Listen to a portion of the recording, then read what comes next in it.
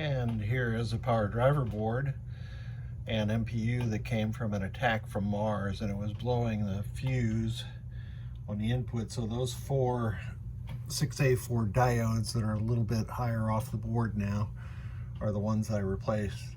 Only one of them was shorted, but when I do the job, if one of them is shorted, all 4 of them get replaced. And I replaced the requisite headers around power and GI headers. The big problem was the MPU. When it was sent to me, the client didn't notice any corrosion. I think I rolled in some pics earlier of that, so that's been all abated now, and we are ready to test it out. So I have it in my attack from Mars, and you can see we're booted. I have a color DMD in my attack from Mars, which I cannot say enough about. It's just outstanding. We do solenoid test. Let me close the, whoops.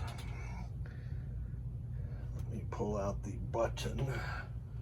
Well, it's been a long time since I used a actual game for this kind of test.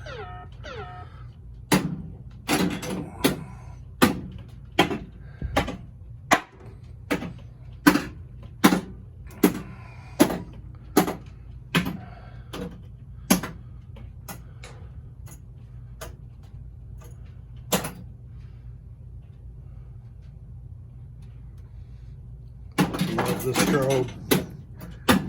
Okay, so you can see or hear that everything was working there. Flasher test. 2, 3,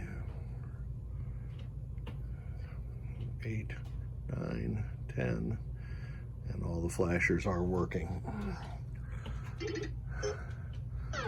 GI.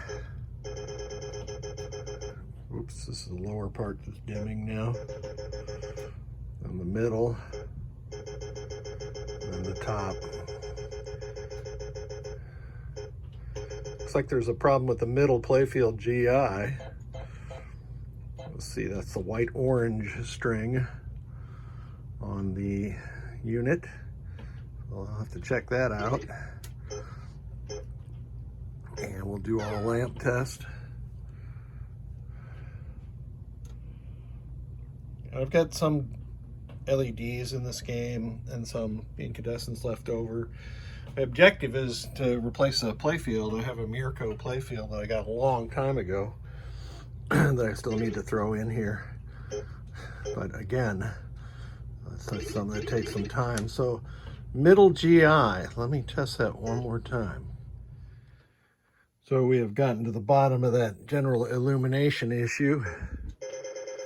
And that boiled down to a loose fuse clip, which I readjusted. And now we have the middle playfield GI right there working perfectly. So this board pair is working great. And the next thing on the agenda to do for them is for me to play some Attack from Mars. Thank you so much for sending them.